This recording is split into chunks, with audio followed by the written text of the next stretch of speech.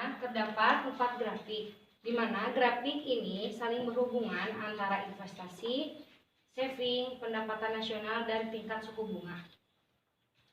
Diketahui bahwa I sebagai investasi dan S yaitu saving atau tabungan, dan Y pendapatan nasional, dan R yaitu tingkat suku bunga.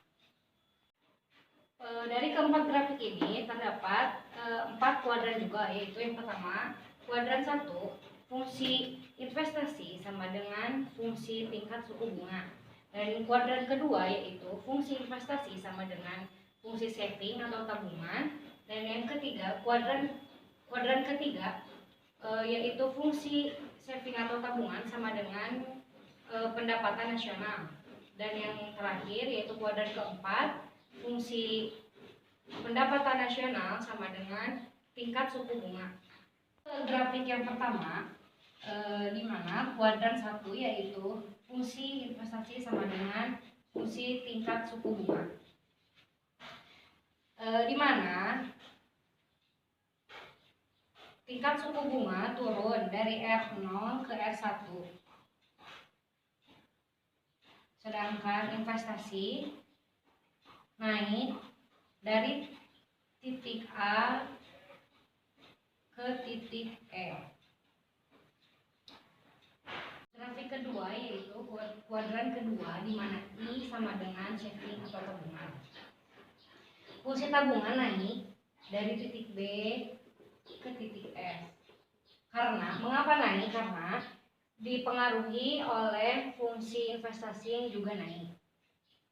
Apabila suku bunga dan investasi naik, maka pendapatan nasional juga akan naik. Maka langsung dari grafik kedua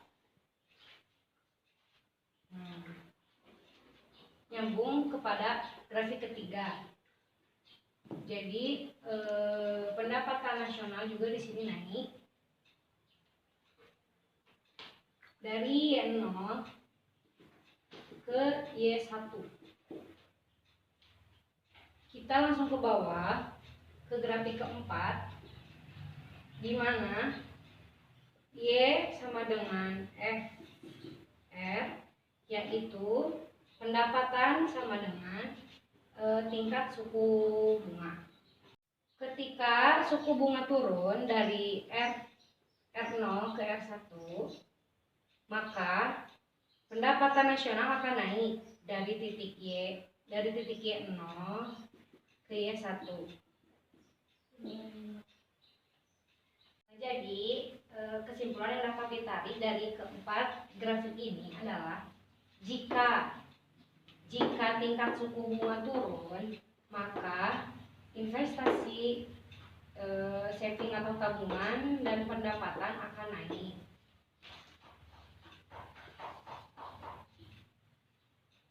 Sehingga grafik IS ini akan turun ke bawah sisi kanan.